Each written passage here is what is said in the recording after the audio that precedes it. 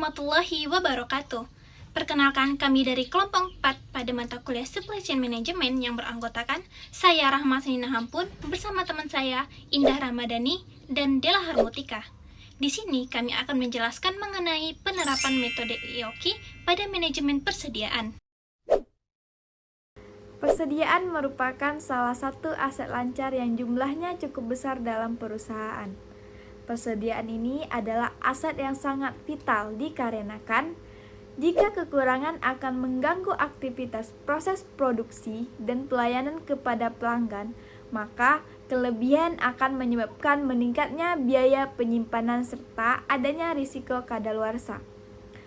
Persediaan ini adalah aset yang selalu dalam keadaan berputar, di mana secara terus-menerus mengalami perubahan, sehingga tingkat likuiditas dari persediaan paling rendah di antara aset lancar lainnya.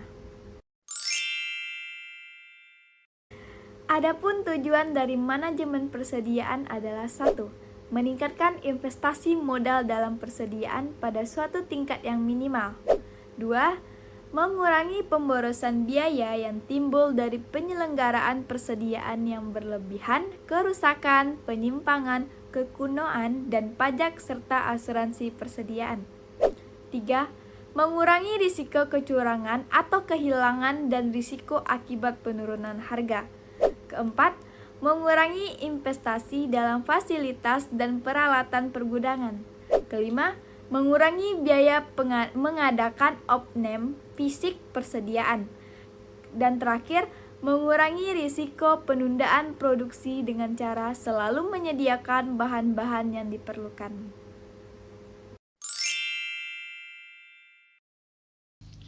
Apa sih keuntungan meningkatkan persediaan? Yang pertama, perusahaan dapat mempengaruhi ekonomi produksi, yang kedua, mempengaruhi pembelian, dan yang ketiga, dapat memenuhi pesanan dengan cepat. Kemudian, apa kerugian adanya persediaan? Yang pertama, timbulnya biaya penyimpanan. Yang kedua, timbulnya biaya pemindahan. Lalu, yang ketiga ialah pengembalian modal yang tertanam dalam bentuk persediaan.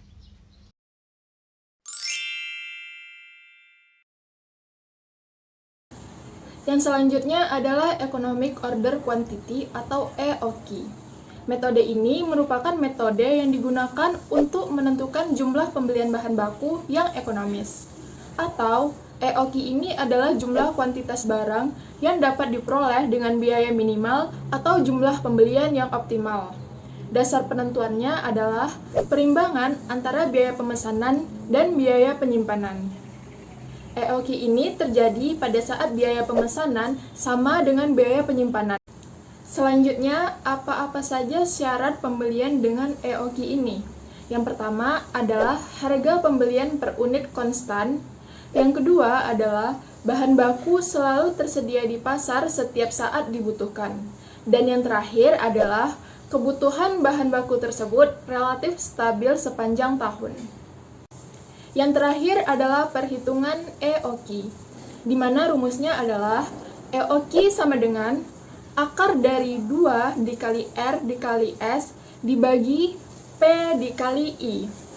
Atau EOQ sama dengan akar dari 2 kali R kali S dibagi dengan C, di mana R merupakan jumlah dalam unit yang dibutuhkan selama satu periode atau 1 tahun.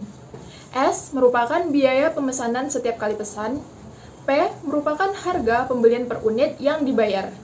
I merupakan biaya penyimpanan di gudang, biasanya dinyatakan dengan presentase dari nilai rata-rata dalam rupiah dari nilai persediaan. Dan yang terakhir ada C, yaitu biaya penyimpanan tiap unit barang yang disimpan dalam satuan rupiah.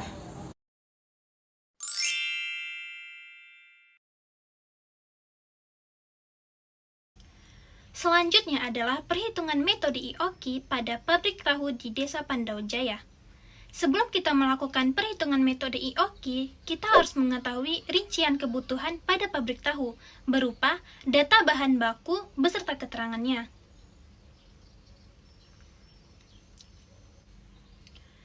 Adapun rumus dari perhitungan IOQ yaitu akar 2 dikali S dikali D per H, di mana S ini adalah biaya pemesanan, kemudian D ini adalah permintaan bahan baku, dan H ini adalah biaya penyimpanan. Setelah mendapatkan rincian kebutuhan pabrik tahu, maka kita masukkan ke rumus perhitungan IOQ, di mana nilai S yaitu 2.240.000, kemudian nilai D yaitu sebesar 72.000 dan H yaitu 560. Setelah dilakukan perhitungan, maka didapatkan hasil yaitu sebesar 759 kilo.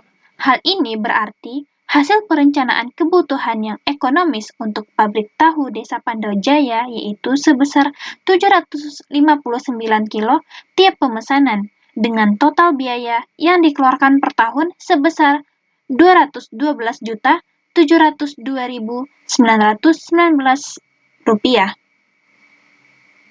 Jika pemesanan bahan baku melebihi 759 kilo, maka jumlah pemesanan bahan baku pada pabrik tahu Desa Pandau-Jaya harus dikurangi agar bahan baku tidak menumpuk dan menimbulkan kerugian.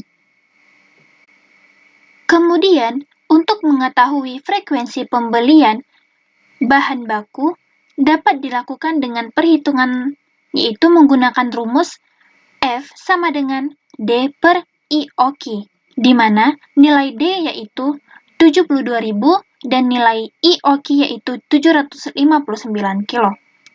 Maka didapatkan hasil yaitu 95 kali pembelian. Dari perhitungan ini, dapat diketahui bahwa frekuensi pemesanan bahan baku menurut metode IOQ adalah 95 kali pemesanan dalam setahun. Sekian presentasi dari kami. Wassalamualaikum warahmatullahi wabarakatuh.